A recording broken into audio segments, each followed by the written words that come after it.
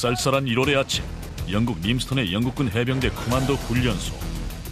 Next run, go! 55명의 훈련생들이 30주에 걸친 훈련 가운데 이제 사흘째를 맞았다.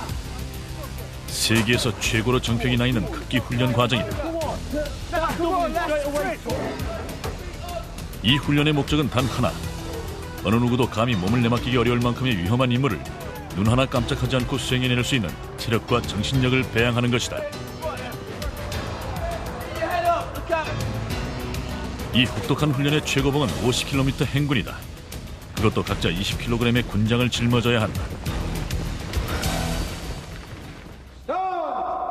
훈련생 가운데 60% 정도만이 수료하는 이 지옥 훈련 과정을 마친 젊은이들에겐 지상 최강의 용사임을 상징하는 자랑스러운 선물이 주어진다. 바로 그린 베레다. 50여 년 동안 이 그린 베레는 영국 코만도의 트레이드 마크였다.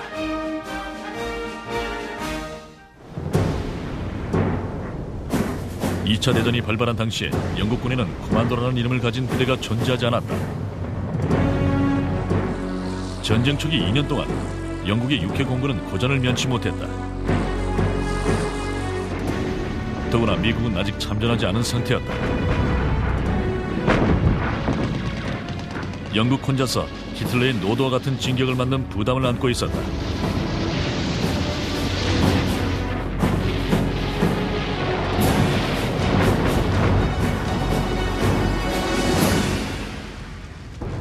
던커크 해안에서 참담한 패배를 겪은 영국은 유럽 대륙에서 영국 본토로 퇴각하고 말았다.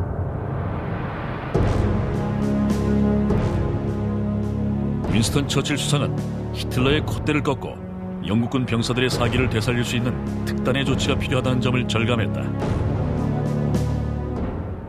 독일군이 장악한 유럽 지역을 강타할 수 있는 일종의 특공대가 필요했죠.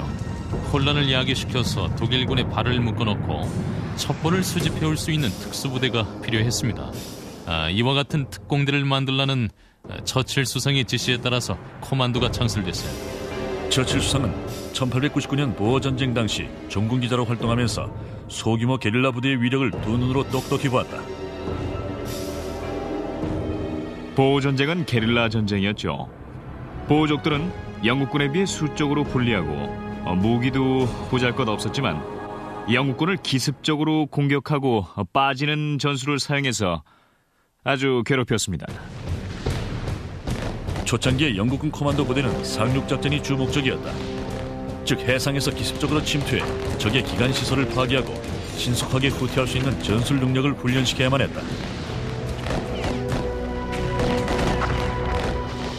해병대가 이미 이와 같은 역할을 수행하고 있긴 했지만 병력 대부분이 해군에 배속돼 있는 상황이었다. 따라서 육군에 복무하는 병력 가운데서 코만도 부대 창설 요원들을 모집했다. 지원자들의 차질 가운데 두 가지를 특히 중요시했습니다. 우선 엄청나게 힘든 상황을 이겨나갈 만큼 체력적으로 강인해야만 했고, 둘째로는 순간적인 판단이 빨라야 한다는 거죠. 돌발적인 상황에 당황하지 않고 임기응변을 발휘할 수 있어야 했습니다. 육군 하사 제임스 더닝과 포병 상병 조지 존스도 최초의 지원자들 가운데 한 명이었다. 당시 선발 기준은 간단했습니다. 수영을 할 수 있고 자동차와 오토바이를 몰 수 있고 공수 낙하를 할 수 있고 잠수함을 타고 항해하는 데 지장이 없을 것. 당시 젊고 혈기에 넘쳤던 저는 모험심에서 지원했죠. 같이 있던 동료들이 지원한다고 하길래 저도 덩달아 지원했죠. 게다가 특별수당으로 봉급을 더 받을 수 있었으니까요. 초창기의 코만도 훈련은 영국 남부 해안의 웨이먼 근처에서 실시됐다. 가장 힘들고 정신적으로 고통스러운 훈련은 구보 행군이었습니다. 육체적으로 정신적으로 지독한 중압감을 느꼈습니다. 초창기부터 생존 훈련이 강조됐다. 자연 속에서 먹을 걸 구하는 법이 첫 번째였다. 강물에 수류탄을 던져 물고기를 기절시켜 잡기도 했습니다. 웨일즈 출신의 괴짜 친구가 한 명 있었는데 물속에 맨몸으로 들어가서 고기를 잡는 재주를 발휘했죠. 그 덕에 연어를 며칠 동안 아주 지겹도록 먹었어요. 1942년 공식적인 코만도 훈련소가 스코틀랜드 에크나 캐리에 세워졌다. 그리고 해병대 대원들도 이 훈련에 투입됐다. 모든 게 실전 그대로였기 때문에 정말 지옥 같은 훈련이었죠. 기관총 사격 훈련할 때도 옆에서 누가 걸어오면 아차 실수할까봐 조마조마했습니다. 오발 사고를 내면 큰일이니까요. 정말로 실전 훈련을 했습니다. 보금탄이나 모의 폭탄이 아니라 진짜 폭탄이 사용됐고요. 미국이 2차 대전에 참전하게 되면서 미 육군 최초의 레인저 대원들도 이곳에 와서 한 수 배워가기도 했다. 코만도 훈련소로 가는 길 옆에 묘비 십자가들이 즐비하더군요. 함상궂게 생긴 교관이 묘비들을 가리키며 이렇게 말했습니다. 똑똑히 보아라. 전쟁터에 나가면 저렇게 죽기 아니면 살기다라고요. 코만도 훈련병들에겐 코만도 필수 장비가 지급되었다. 육박전에서 사용하도록 특수 제작된 나이프, 적진에 공수낙하한 병사들이 신속한 이동을 위해 타고 다닐 수 있는 분해 조립형 자전거, 단순하지만 보기보다 아주 다양한 용도로 활용할 수 있는 이 로프 고리는 일명 죽음의 고리라는 별명이 붙어 있었다. 실탄이 터지는 가운데 이걸 잡고 로프 강화 훈련을 했기 때문이다. 거의 1m마다 밑에서 폭탄이 터지더니 물보라가 눈앞으로 튀어올라왔죠. 깜짝 놀라서 로프에서 떨어진 친구들도 몇 명 있었습니다. 그것 때문에 미군은 영국군보다 허약하다는 둥 창피한 말을 듣는 수모를 겪기도 했죠. 낙오하는 훈련병에게는 즉시 퇴교 조치가 내려졌다. 구보에서 따라오지 못하거나 겁이 많거나 무기를 들고 장거리 행군을 못하면 떠나는 수밖에 없었습니다. 아침에 일어나 보면 옆에 있던 친구가 안 보여서 물어보면 그 친구 낙오해서 쫓겨났다는 식이었죠. 코만도 훈련소가 생긴 지 첫 1년 동안에 코만도의 전통이 하나 생겼다. 시범을 보이는 교관이나 장교들은 말뿐 아니라 실제적으로 훈련병들보다 더 강인해야 한다는 것이다. 이러한 코만도의 단체 정신은 타의 추종을 불허했다. 이들의 전우에 역시 남달랐다. 코만도는 개인적인 생존 능력뿐 아니라 팀의 일원으로서 움직이는 능력이 필수적이었습니다. 2명이 한조가 되는 게 최소 단위입니다. 우리는 그걸 마이팔 시스템이라고 불렀습니다. 미군들은 마이버디라고 했죠. 2명이 최소 단위가 되어 움직이는 겁니다.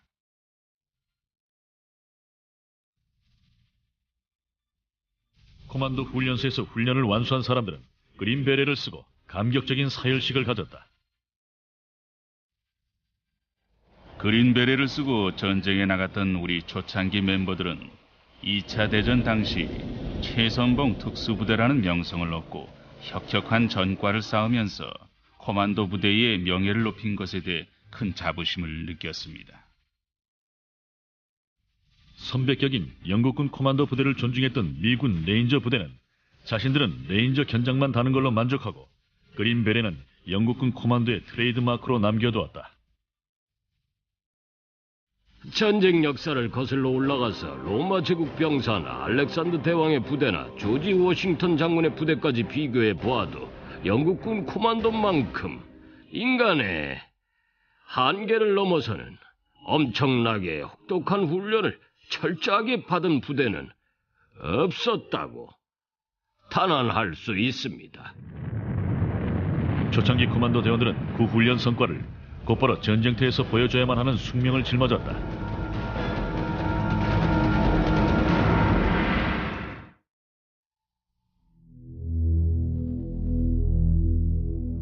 초창기의 코만도 훈련에선 사격 훈련 못지않게 침투 훈련이 강도 높게 실시됐다. 1940년 6월 최초의 코만도 부대가 창설된 지 불과 3주 만에 115명의 지원자들로 구성된 특수임무팀이 프랑스 볼로냐 해안에 상륙했다. 독일군의 경계태세를 시험해보고 포로를 구해오라는 임무였다. 이 최초의 침투 작전은 사기는 높았지만 계획이 엉성했죠. 대원들은 임무가 뭔지는 알았지만 그걸 완수할 만큼 훈련이 되어 있지 못했습니다. 시작부터 삐걱거렸죠. 상륙정을 타고 도보 해협을 건너가다가 몇 대는 파도에 휩쓸려 버렸습니다. 결국 바다에 침몰했고 타고 있던 몇몇 대원들은 물에 빠져버렸습니다. 대원들의 자질이 모자랐던 게 아니라 준비가 부족했던 탓이죠. 작전 계획이 철저하지 못했습니다. 계획을 잘못 짰던 거죠. 작전을 마치고 귀환하는 보트 위에서 코만도 대원들은 각오를 다졌습니다. 이런 실패를 반복해서는 안 된다고요. 볼로냐 작전은 윈스턴 처칠 수상의 특공대로서 그리 산뜻한 출발은 아니었다. 하지만 영국 언론들은 코만도를 영웅으로 추켜 세웠다. 희망적인 전쟁 소식에 목말라 하던 더 타임즈지는 이와 같은 헤드라인을 뽑았다. 영국의 특공대 적 해안 상륙 정찰활동 성공이라고. 영국군 코만도 최초의 성공적인 기습작전은 1941년에 비로소 이루어졌다고 봐야 한다. 때는 1941년 3월, 목표 지점은 노르웨이 해안 근처의 로포텐 섬 포구. 이곳에는 독일군의 탄약과 생선 기름을 저장하는 큰 창고가 있었다. 생선 기름은 별거 아닌 것 같지만 폭약에 들어가는 니트로글리세린을 만드는 원료였죠. 군사적 목표로서 가치가 컸습니다. 이 중요한 시설들을 기습 공격해서 파괴하고 포로를 잡고 중요한 첩보를 수집한다면 독일군에게 큰 타격을 줄 수 있었죠. 제임스 더닝에게는 이 작전이 코만도로서의 첫 임무였다. 우리는 완벽한 기습작전을 펼쳤습니다. 그리고 아주 대성공을 거두었죠. 생선기름 80만 갤론을 파괴해버렸고 적군의 배 18척을 격침시켰고 독일군 약 200명을 포로로 잡고 300명의 노르웨이인들을 구출했습니다. 아군 피해는 한 명도 없었습니다.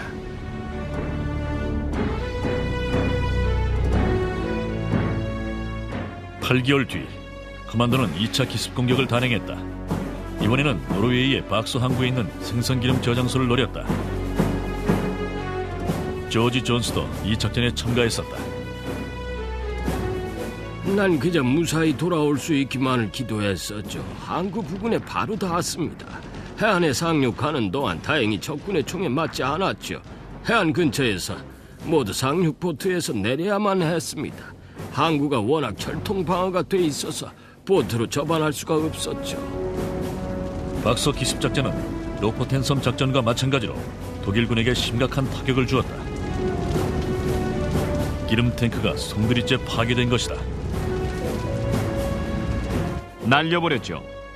완전히 날려버렸어요. 코만도 대원들 가운데는 시설 파괴를 주특기로 하는 공병 출신들이 포함되어 있었습니다. 이 공병 출신들이 특수 폭탄과 지뢰 등을 갖고 가서 기름 정제 시설과 선적 창고 그리고 벙커 등을 완벽하게 폭파해버렸습니다. 두 차례에 걸친 기습 파괴 작전의 성공으로 코만도는 2차 대전의 무대에 성공적인 데뷔를 한 셈이다. 영국은 모처럼 만에 승리를 맛봤다. 이들이 영국으로 돌아오자 승리의 환성이 메아리쳤습니다. 승전 나팔이 울리고 군중들이 환호했죠. 왜냐하면 영국이 처음으로 독일의 오만한 콧대를 꺾고 반격에 성공했기 때문입니다. 아돌프 히틀러는 영국군 코만도의 기습 공격에 대한 보복으로 포고령 42호를 선포했다. 영국군 코만도들이 독일군 포로를 학대하고 제네바 협정을 위반했다고 주장하면서 독일군은 영국군 코만도를 아예 포로로 잡지 않고 즉시 처치해버리겠다는 것이다.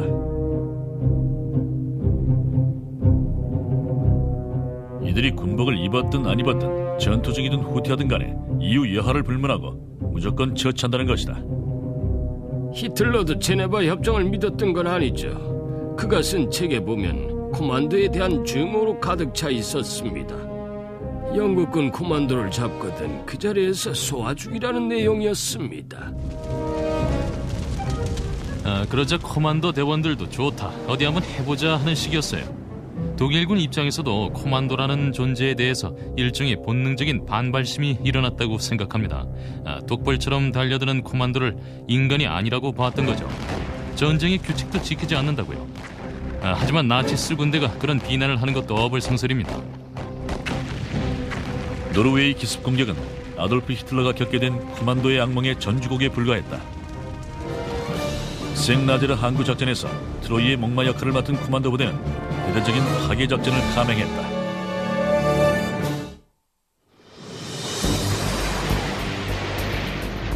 (2차) 대전 동안 코만도 부대가 감행했던 많은 작전 가운데 사상 최대의 기습 작전이란 평가를 받는 작전이 있다. 위치는 프랑스의 생나제르 항구. 루아르 강이 바다로 흘러드는 곳이다.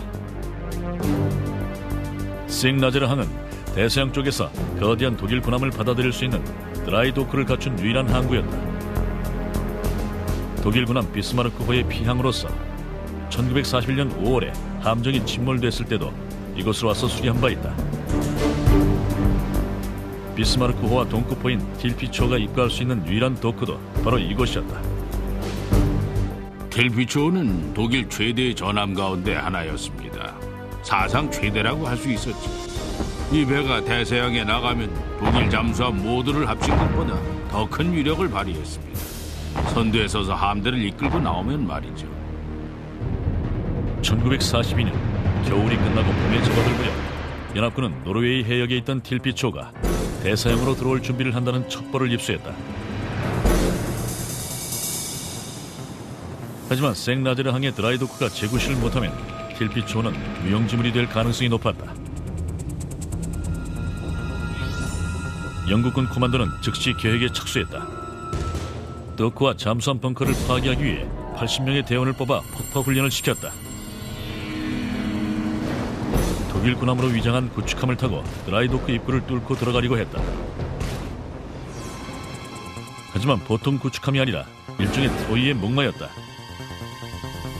안에는 5,000kg의 폭약을 싣고 가서 드라이도크 입구를 완전히 날려버릴 계획이었다.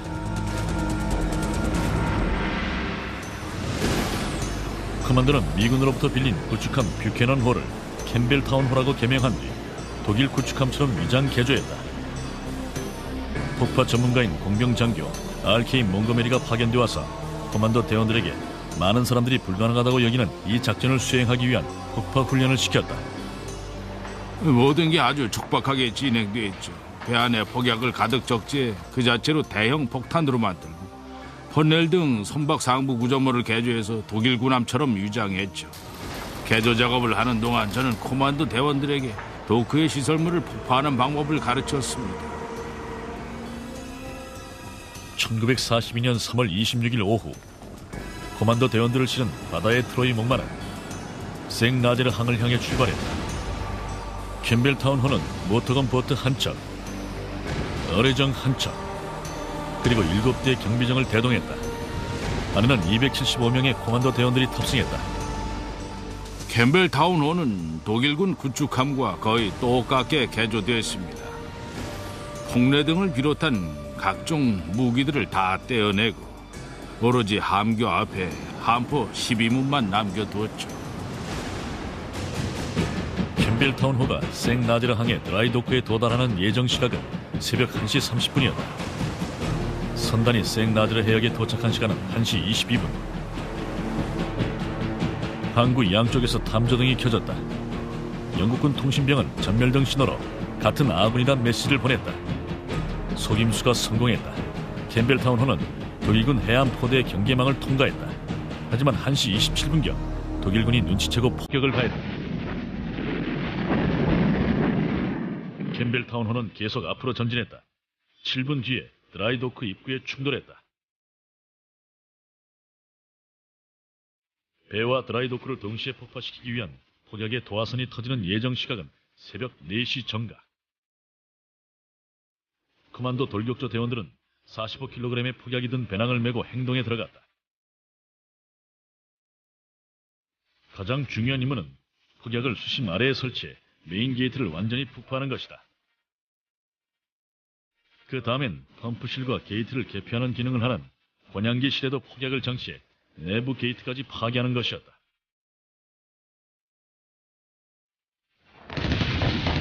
독일군의 총격과 포탄이 끊임없이 날아오는 와중에서도 커만도 대원들은 임무를 완수했다.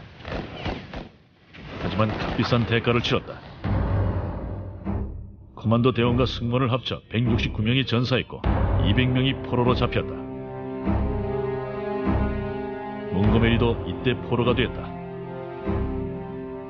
독일군들은 우리가 탈출을 시도할까봐 벽에다 일렬로 세워놓고 기관총을 겨누더군요. 저는 이제 끝이구나 생각했죠. 그런데 독일군 장교가 와서 제지하더라고요. 독일군의 총구가 머리에 닿은 상태에서도 몽고메리는 캠벨타운호가 폭발하는 소리만을 기다렸다. 새벽 4시가 지나고 5시가 지나고 6시가 지났다. 그의 머릿속으로 갖가지 생각이 스쳐 지나갔다. 독일군이 알아채는 바람에 실패한 게 아닐까 생각했죠.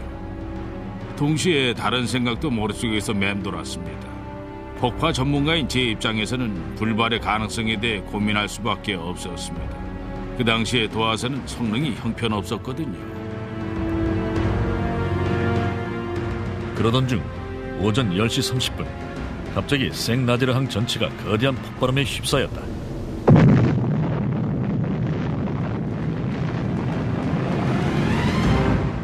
환성이 터져 나왔죠. 정말 엄청난 폭발음이었어요. 도크 수문이 복구가 불가능할 정도로 파괴돼 버렸습니다. 캠벨타운호의 선수 앞부분도 완전히 날아가 버렸죠. 캠벨타운호에 올라가 있던 독일군 3,400명이 폭발로 사망했다. 이때 바로 몽고메리의 동료였던 샘 비티는 독일군 장교로부터 신문을 받고 있던 중이었다. 폭발 직전에 샘을 신문하던 독일군 장교가 점잖은 말투로 이렇게 훈계했다고 합니다. 저 거대한 도크 수문을 그까지 구축함 하나를 끌고 와서 부셔버릴 수 있다고 생각하다니 정말 어리석구나라고요. 바로 그때 폭발이 일어났던 거죠. 샘은 이렇게 대꾸했죠. 우리도 다 생각이 있었습니다. 커만도 부대가 생나제르항 도크를 파괴시킴으로써 히틀러의 해군력은 심각한 타격을 입었다. 이 작전은 전쟁 역사상 가장 대담한 작전 가운데 하나로 길이 남게 됐다. 하지만 비극의 날도 기다리고 있었다. 프랑스의 디에프 항과 노르망디 해안에서.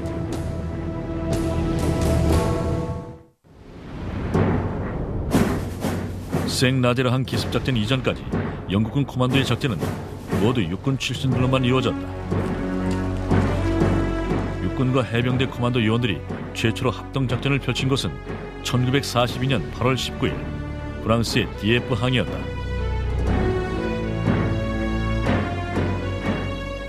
이 작전엔 캐나다와 프랑스의 특수부대원과 미군 레인저 대원들도 참가했다. 다국적군의 연합작전 능력을 향상시키는 임무를 맡게 된 영국의 마운트베튼 제독이 이 작전을 총지휘했다. 이 DF 작전은 연합군 작전 참모들에게 유럽에서 제2전선을 어떻게 펼칠 것인지를 가늠하는 잣대가 되었습니다. 프랑스 해안 가운데 독일군이 견고한 방어태세를 갖춘 항구를 기습 공격할 수 있다면 그 다음 군사행동을 구상하는 데 좋은 판단 자료가 되기 때문이죠. DF항이 바로 그 시금석으로 선택되었습니다. 작전 계획 자체는 비교적 간단했다. 먼저 육군 코만도 2개 부대가 소형 상륙정을 타고 해안에 내린 다음 언덕 위에서 항구를 감시하고 있는 독일군의 포대까지 도보로 접근한다. 이들이 독일군의 대포를 무력화시키면 본격적인 상륙작전이 전개된다. 캐나다 부대가 기갑 차량과 함께 해안에 내리고 영국 해병 코만도가 바로 그 뒤를 따른다는 계획이다. 그러나 운이 없었는지 작전 당일 육군 코만도 부대는 해안에 접근하다가 독일군 어뢰정을 만났다. 함포와 기관총을 탑재한 독일의 어뢰정한테 소형 상륙정은 처음부터 상대가 안 됐죠. 상륙정들은 날아오는 총탄과 포탄을 피하느라 이리저리 흩어졌습니다. 80명이 탄 상륙정 한 대가 그 와중에 운 좋게 빠져나갔죠. 이들은 곧바로 해안에 상륙해서 독일군의 한 진지로 접근했습니다.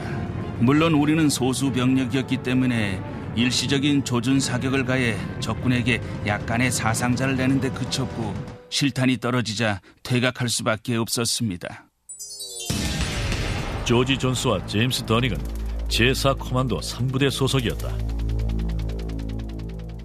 계곡으로 오르는 길에 10m 폭으로 철조망이 쳐져 있었죠.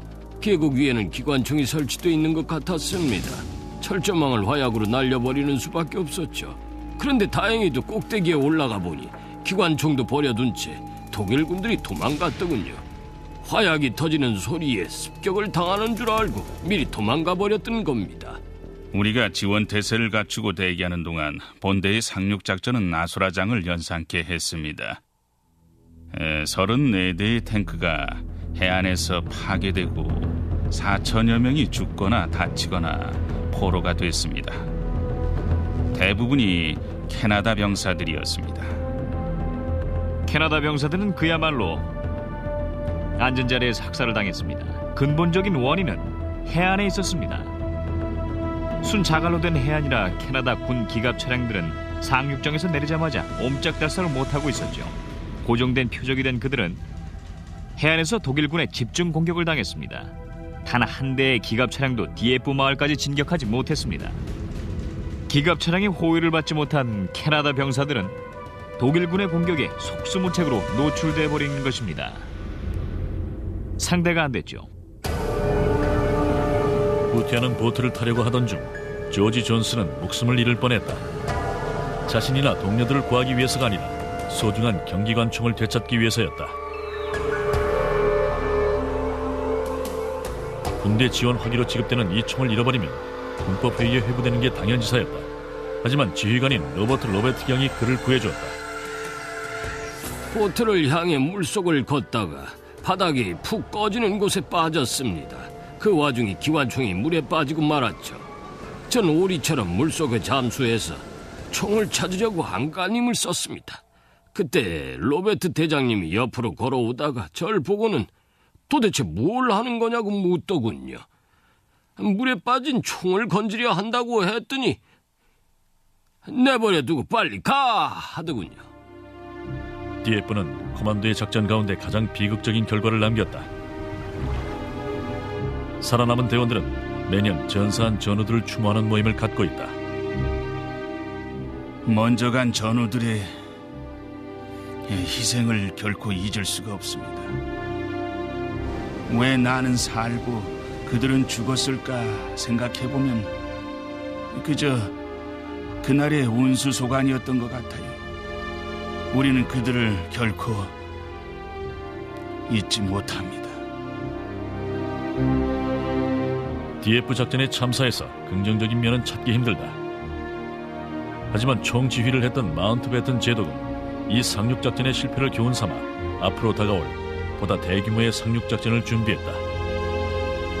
어떤 실수를 하지 말아야 하는지 등의 많은 교훈을 얻었습니다. 마운트베튼 제독은 디에프 해안에서 전사한 대원들 덕분에 노르망디 상륙작전에서 그 10배의 인명 손실을 막을 수 있었다고 해고했죠.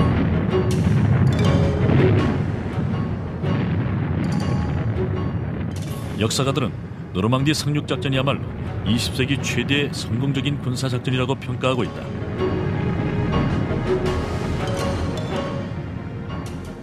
영국 육군 코만도와 해병 코만도 모두 연합군과 함께 독일군이 장악한 해안을 탈환하기 위해 나섰다. 코만도 대원들은 그 선봉에 섰다. 조지 존스도 그날의 기억을 잊지 못한다. 상륙정에 타니까 럼줄 돌리더군요. 다들 한 잔씩 마셨죠. 술을 처음 마시는 친구들도 쭉 들이켰어요. 상륙정 문을 열고 나와보니 안에 철제빔 등이 잔뜩 세워져 있었습니다. 마음대로 움직이기 힘들 지경이었죠. 옆에서 전우들이 총에 맞아 막 쓰러지는데 난 운이 좋았죠.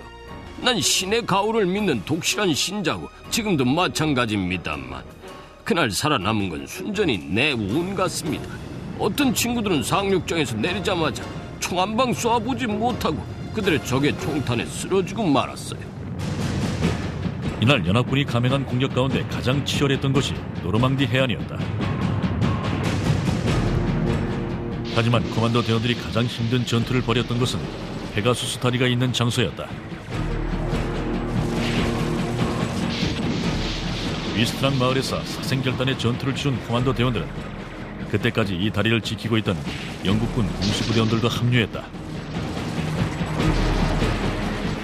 코만도와 공수부대원들은 힘을 합쳐 끝까지 이 다리를 사수했다.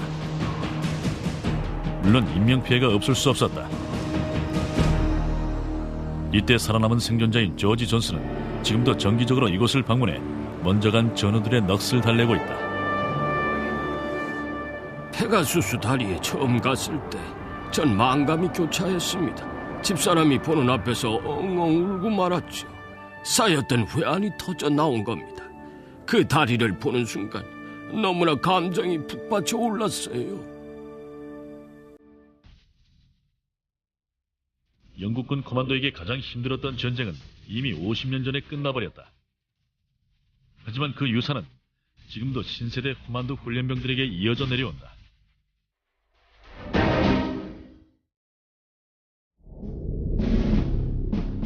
이 차 대전이 끝난 뒤 영국군은 코만도 부대를 전속시키기로 결정했다. 하지만 해병 코만도만 남겼다. 육군 코만도의 시대는 전후 국방 예산의 삭감 때문에 막을 내리고 말았다. 원래 상륙전은 해병이 담당해왔다는 역사적인 배경도 고려됐다. 그로부터 50여 년간 영국 해병 코만도는 전 세계에서 중요한 임무를 수행해왔다. 한국전 당시 철도 파괴 임무를 맡았고 포클랜드 분쟁을 해결했으며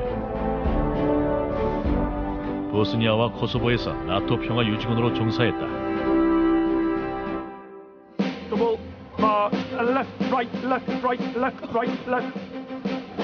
지금도 초창기 코만도 대원들의 필수 조건이었던 강인한 정신과 전우의 인내심은 후배들에게 면면히 이어져 내려오고 있다. 그 계승의 장소가 바로 이곳 림스톤에 있는 해병 코만도 훈련소다. 이곳엔 2주마다 55명의 해병 훈련병들이 입소해 30주간의 훈련을 받는다. 이 과정을 통해 평범한 젊은이에서 천하무적의 강인한 코만도 대원으로 성장한다. 거의 다 평범한 젊은이들이죠. 이미 군대 경험을 갖고 들어오는 친구들은 별로 없습니다. 하지만 이런 초보자들이 점차 자신감을 얻게 됩니다. 체력적으로도 더 강해지고 날렵해지죠. 하지만 보다 중요한 것은 자신감을 얻게 된다는 것입니다. 몇 주만 지나도 예전엔 자신들이 엄두도 못 낼 힘든 훈련을 척척 소화해내게 되는 것이죠. 코만도를 지원한 훈련생들은 예비 심사 과정을 거쳐서 입소하게 된다. 따라서 훈련 첫날이지만 이들은 각자 자신의 장단점을 알고 있다.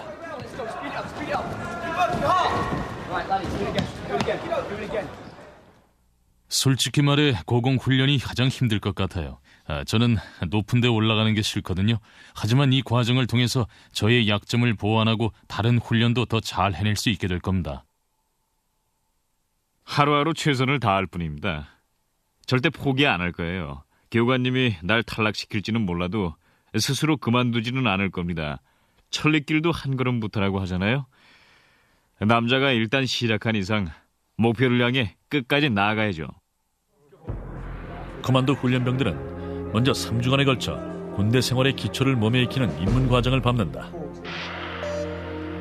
그리고 나서 체력 훈련에 돌입한다. 이 과정은 전투 체력 훈련이라고 하는 건데요. 4단계로 구성되어 있습니다. 1단계는 10m 밧줄 타기, 두 번째 단계는 200m 어깨 메고 뛰기, 그 다음에는 장애물 건너뛰기, 그리고 마지막 단계인 4단계는 로프를 타고 건너다가 몸 돌려서 제자세로 복귀하기입니다. 로프 가운데까지 일단 타고 갑니다. 거기서 몸을 밑으로 돌려 로프에 매달린 채 발을 쭉 내렸다가 다시 로프로 올라가 몸을 위로 돌려서 본래의 자세로 돌아가는 겁니다.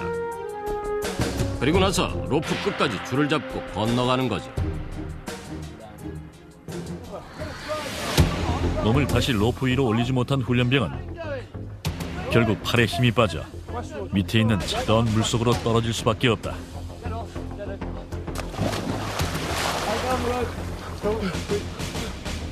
물에 빠져도 정신을 똑바로 차려야 합니다. 자신의 관등 성명을 말하고 상황 보고를 해야죠.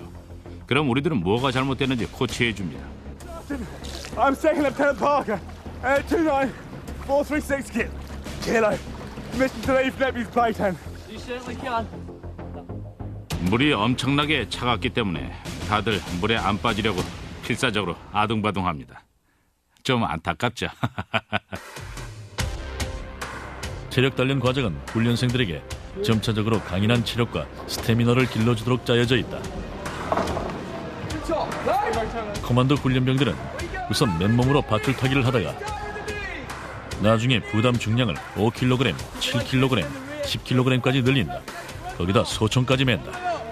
Don't lean back so far. Grip the knees. Knees up. Grip the knees. Move the hands up. 교관들은 젊은 훈련생들에게 너무 급하게 과도한 운동을 시키는 것은 개인적으로나 훈련 과정으로나 도리어 마이너스라는 걸 인식하고 있다. 하지만 부상을 완전히 막기는 어렵다. 따라서 코만도 훈련소에는 부상당한 훈련생들이 훈련에 복귀할 수 있도록 재활 운동을 시키는 첨단 장비와 시설이 갖춰져 있다. 우리 훈련소에 입소한 모든 젊은이들은 해병 코만도의 미래의 인재들입니다. 따라서 세계 최고 수준의 트레이너들이 지도합니다. 부상을 당했거나 약한 부위가 있는 훈련생들은 그걸 극복할 수 있도록 최선을 다하죠. 훈련에 복귀해 수료할 수 있도록요. Up to the side. Press up. 칼 테튼과 같은 교관들은 훈련 기간 내내 하루 온종일 훈련생들과 붙어 지낸다. Work those legs. It's where the power is. Big leg kick. 교관들은 자신들의 위치가 엄한 교관과 자애로운 보호자 역할 사이에서 적절한 균형을 잡아야 한다는 걸 알고 있다. Good job. You've got some strong arms. 훈련생들이 제대로 못하면 훈계를 합니다. 스스로 분발하면 저도 더 열심히 가르치죠. 노력하지 않으면 고생하게 만들어줍니다. 그 방면에는 제가 악명이 높기 때문에 알아서들 열심히 하죠. 3, 2, 1. Sit down. Stand up. Sit down. Stand up. Sit down. Stand up. Come on, time. 5 seconds. Sprint. 우리는 로봇 같은 무쇠병사들을 만들려고 하는 게 아닙니다. 코만도의 작전 방식을 몸에 익히도록 하는 게 훈련의 목적이죠. 또한 각자 나름대로의 재능과 능력을 발전시키는데 장기적으로 볼 때는 우리 코만도의 자산이 된다고 믿습니다. 장교와 사병을 분리하는 일반적인 군대 조직과는 달리 영국 해병대 코만도 장교들은 신병들과 똑같이 훈련받는다. 장교 훈련 과정은 30주보다 더 긴 1년 동안 실시되며 사병들과 똑같은 수준의 체력 테스트를 통과해야만 한다. 게다가 더 빠른 속도로 Right then, Jed. 지금 칼 테튼 하사가 이끌고 있는 훈련생들은 모두 장교들이다. Wang got a couple of extra periods. 장교와 사병들이 똑같이 훈련받는 건 초창기 코만도 때부터의 전통입니다. 단결력을 높이는 데 큰 역할을 하죠. 이러한 동료의식은 팀 단위가 각 조든 군대든 중대든 여단이든 간에 규모에 상관없이 조직의 확고한 구심점이 됩니다. 모든 코만도 요원들은 이곳 훈련소를 거쳤다는 공통점이 있으니까요.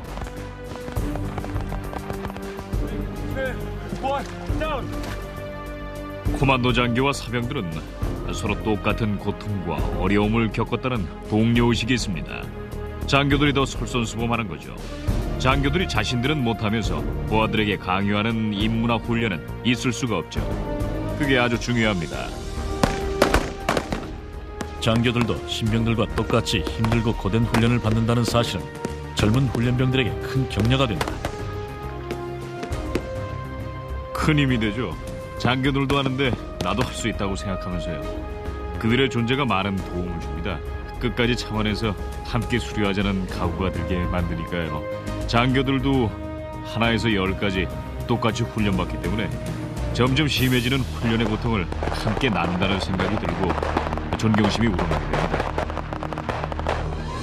혹독한 체력 훈련과 인내력 훈련을 통과하고 실전에서 목숨처럼 아끼며 사용하게 될 각종 현대식 무기들을 다루는 훈련까지 마치고 나면 훈련생들은 드디어 가장 힘든 훈련을 맞이하게 된다. 26주차 훈련이다. 일주일 동안 실시되는 이 훈련들은 모두 정해진 시간 안에 통과해야만 한다. 일명 타잔 코스가 유명하다.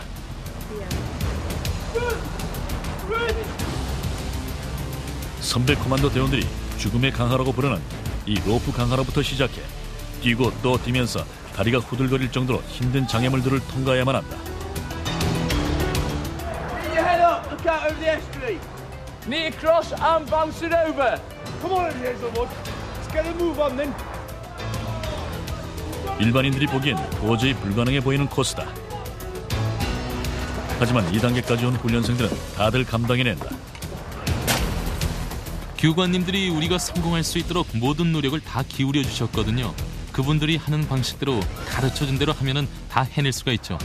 그동안에 체력적으로도 보강을 많이 했기 때문에 충분히 해낼 수 있는 코스입니다.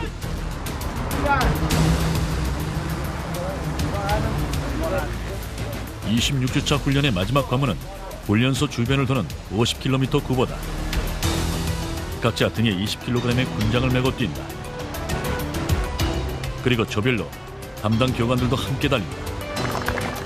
모든 훈련생들은 이 지옥의 구보를 마치고 결승점에서 동료들이 쳐주는 박수 소리를 들을 때 날아갈 것 같은 기분을 느낀다. 모든 고통이 순식간에 사라지죠.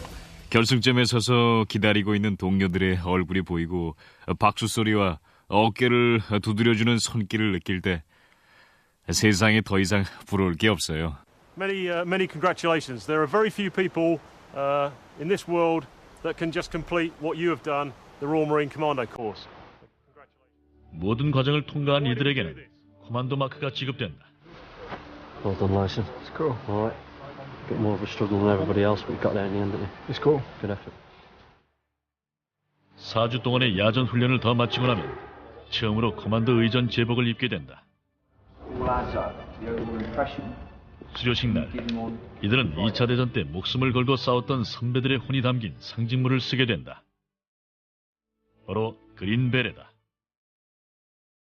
수료식 날은 내 인생 최고의 날이 될 겁니다. 지금까지 내가 경험한 그 어떤 것보다도 값진 기쁨이 넘칠 거예요. 오늘 훈련소를 졸업한 새로운 코만도 대원들의 얼굴과 60여 년 전 그들의 선배들의 모습을 비교해보자. 겉모습으로 볼 땐 많이 다르다. 하지만 많은 공통점을 갖고 있다. 아무리 힘든 순간도 불굴의 의지로 뚫고 나가겠다는 각오. 불가능에 가까운 임무를 위해 고통을 참아내는 인내력. 그리고 그 힘든 고통과 승리의 환희를 함께 나누는 피보다 진한 전우애가 바로 그것이다. 우리는 대가족이나 마찬가지였습니다. 불행하게도 식구들이 자꾸 줄고 있지만 2차 대전 당시에 우리 전우끼리는 정말 한 가족이었습니다. 그때나 지금이나 마찬가지예요. 그 벅찬 느낌은 영원히 가슴 속에 남아 있습니다. 말로 이루다 표현할 수가 없죠. 내 생애 최고의 날입니다.